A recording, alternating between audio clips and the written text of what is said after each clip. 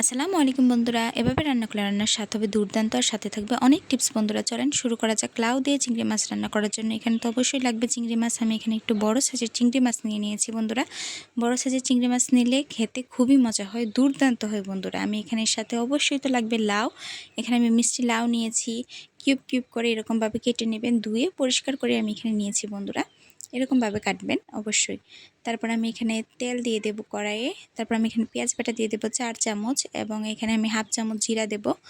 দিয়ে আমি এখানে পানি দিয়ে দেব বন্ধুরা। তারপরে এখানে আমি স্বাদ মতো লবণ দিয়ে দেব বন্ধুরা। এখানে আমি গুঁড়া মশলা দেব 2 চামচ, মরিচের গুঁড়া 2 চামচ, হলুদের গুঁড়া এবং 2 চামচ সজের গুঁড়া দিয়ে মশলাটাকে কষিয়ে নেব। মশলাটাকে কতক্ষণ কষানোর পরে এখানে আমি চিংড়ি মাছ দিয়ে দেব বন্ধুরা। আগে থেকে রাখা চিংড়ি মাছ দিয়ে ভালোভাবে এখন কষাতে হবে বন্ধুরা। রান্নার আসল স্বাদ বাড়ায় কিন্তু রান্নার কষানি বন্ধুরা। এই টিপসগুলো মনে রাখবেন। যতক্ষণ পর্যন্ত এরকম উপরে তেল বেশি আসবে ঠিক তখনই বন্ধুরা আমরা এখানে কেটে রাখা মিষ্টি লাউগুলো দিয়ে দেব। মিষ্টি লাউগুলো দিয়ে ভালোভাবে রান্না করে নেব বন্ধুরা। তারপর আমি এখানে চিনি দেব বন্ধুরা। আপনারা যারা চিনি পছন্দ করেন মিষ্টি লাউয়ে তারা দিতে পারেন, আর যদি না পছন্দ করেন তাহলে চাইলে স্কিপও করতে পারেন, সেটা আপনাদের ব্যাপার বন্ধুরা। কিন্তু দিলে খুবই মজা হয় খেতে, বিশেষ করে আমি তো খুব বেশি পছন্দ করি। তারপর ঢাকনা দিয়ে ঢেকে দেব বন্ধুরা। দেখেন কোনো পানি দেওয়ার প্রয়োজন নেই।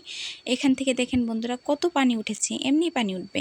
তারপর কতক্ষণ কষানোর পরে বন্ধুরা এখানে আমি পানি দিয়ে দেব, ঝোল দিয়ে দেব। যতটুকু ঝোল লাগবে ততটুকু ঝোল দিয়ে দেব। আপনারা আপনাদের আন্দাজে ঝোল দিয়ে দেবেন, যে আপনারা কীরকম ঝোল পছন্দ করেন ঠিক এরকমভাবে ঝোল দিয়ে দেব। একটু মিষ্টি লাউর তরকারি একটু ঝোল বেশি লাগে বন্ধুরা। তারপর আমি ঢাকনা দিয়ে ঢেকে ভালোভাবে রান্না করে নেব। ঢাকনা দিয়ে ঝোলটা দেওয়ার পরে 5 থেকে 7 মিনিট বন্ধুরা রান্না করে নেবেন, তাহলেই হয়ে যাবে।